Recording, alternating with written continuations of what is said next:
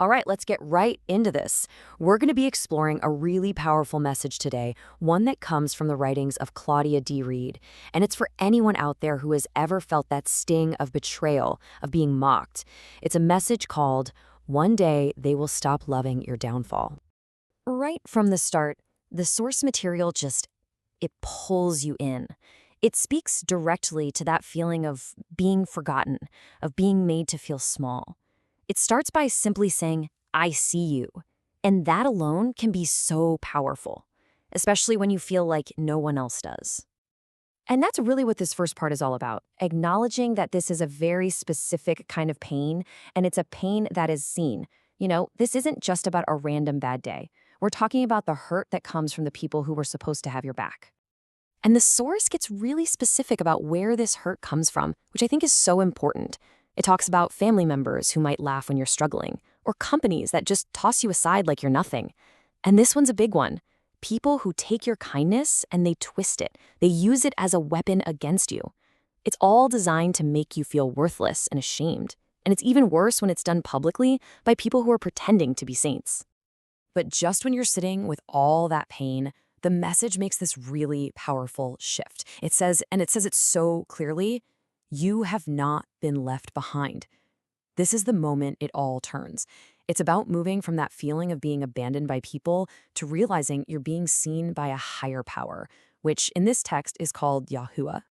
So if you haven't been left behind, then what? What comes next? Well, that leads us right into this next idea, a huge one. A promise of justice. And this is all about the idea that you don't actually have to carry the weight of getting even because something much bigger is already at play. And it all really hinges on this one core belief. Right out of Galatians, God is not mocked. Whatever a person sows, that they will also reap. It's that timeless principle, right? What goes around comes around. You can't put cruelty out into the world and not expect to get it back eventually. And what this really means for you is that you can let go. You can breathe. The message here is that justice isn't your job. It belongs to Yahuah, and it will be handled perfectly when the time is right. It's not on you. So you might be wondering, okay, what does this actually look like in the real world? How do you see it happening? That's what we're going to dig into next, the signs of the downfall. Yeah, the source literally asks, what does it look like when their house of cards begins to tumble? And the point is, this isn't some vague, abstract idea. There are real, tangible things you can actually see happening in their lives. I love how this is laid out. You have the facade on one side, the flashing credit cards, the constant bragging, acting like they're on top of the world. But then, on the other side, you have the reality. The cracks start to show. Late payments start piling up. The car suddenly breaks down. There's trouble at work. Maybe their hours get cut.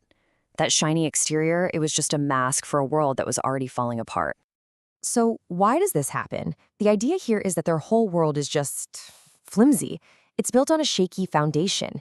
The text says it's like a contract that offers only temporary highs, which means any success they had that was built on hurting others was never going to last anyway.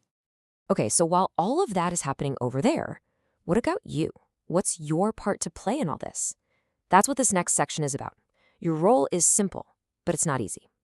Stand firm. And this is maybe the most important part, because it's all about your actions, not theirs. First, when you see them struggling, don't gloat. Don't cheer for their downfall. Second, don't rush in and try to save them unless you feel a really clear divine push to do so. You have to let them walk their own path and find humility. And this is huge. Don't look back with bitterness. Don't let revenge live in your head.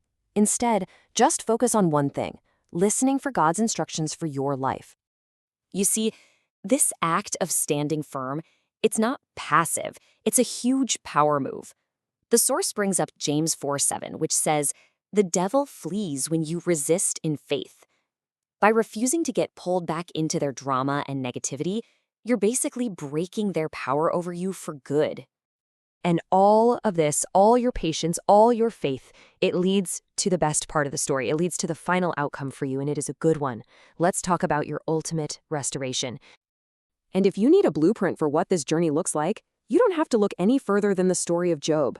I mean, his story is the classic example of someone who is torn down, mocked, and suffered unjustly, only to be lifted up in the end. Let's just walk through his story for a second. First, he's at rock bottom, and even his friends are mocking him. He cries out. He's in total despair. But then something shifts. He humbles himself, and in that moment, he sees God in a totally new way.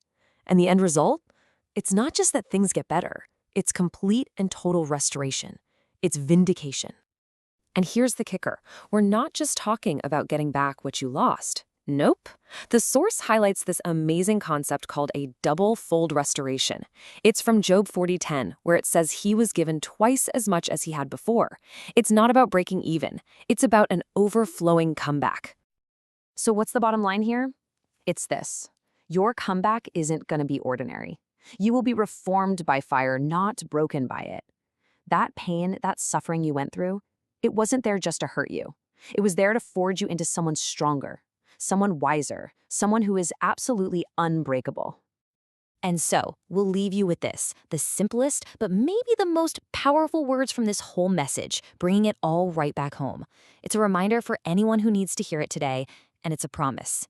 You are seen, you are loved, you are not alone.